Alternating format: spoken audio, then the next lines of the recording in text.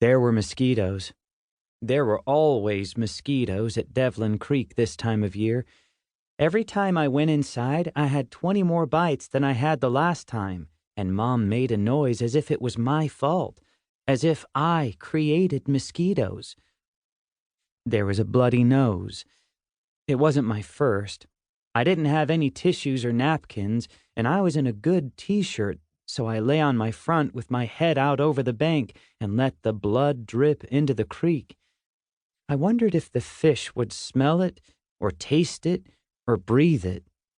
I knew by then that nosebleeds only lasted so long. I'd learned not to pinch my nose or tilt my head back 6 months ago. You just had to let it bleed until it was done. Most people got nosebleeds because something happened. Like maybe they got hit with a baseball or walked into a door. I got nosebleeds for no reason. Or there was a reason. I just didn't like to talk about it. I reached down and picked out a plastic shopping bag that was floating downstream and put it on the bank next to me. This was my job. This was my creek. It was named after my family. 100 years ago, the Devlins owned everything around here. Mostly fields and the old original farmstead, a big red stone house and a barn and a few sheds. Now there were only our small farmhouse and one tiny field left. I couldn't really call it a field. It was more like a wild patch with the creek running through it and a small area of woods. We didn't farm it because we weren't farmers anymore.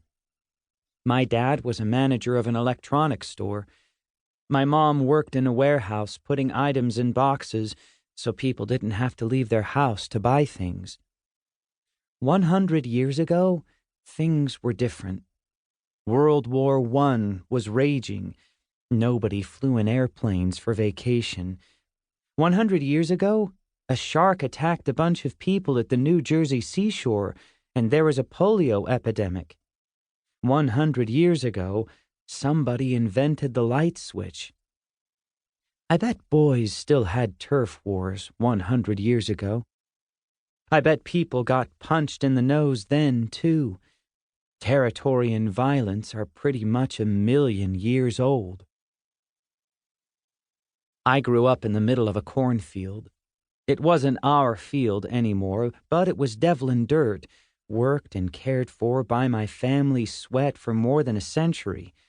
The land was so important to my mother's family that for 2 generations, daughters chose to keep the family name, Devlin, and when they had children, they gave it to us too, instead of our father's boring last names. The name and the land belonged together, even though we didn't own the land anymore. I never thought about the new owner.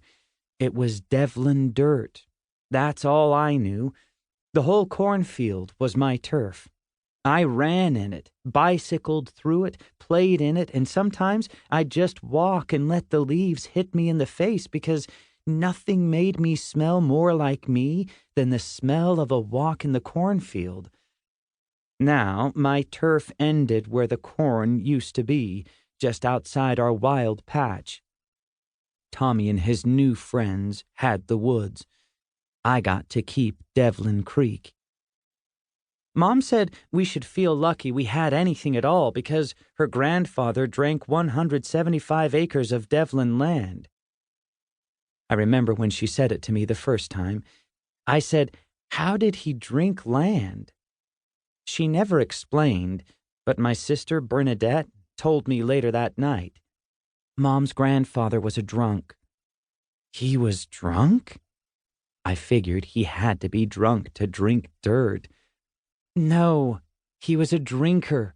You know, she said, he had a problem. She could tell I still didn't understand. I was probably 7. I don't think most 7-year-olds understand how these two things can relate. A drunk great-grandfather still didn't explain how 175 acres of land wasn't ours anymore. He lost the land because he spent all his money at the bar. Get it? She said. Like money he didn't even have, he used it to buy more drinks? I nodded. She smiled. I liked Bernadette. She helped me with my homework and with questions I couldn't ask Mom or Dad, and she was nice to me. I didn't think a lot of older sisters were nice. I knew Tommy's wasn't.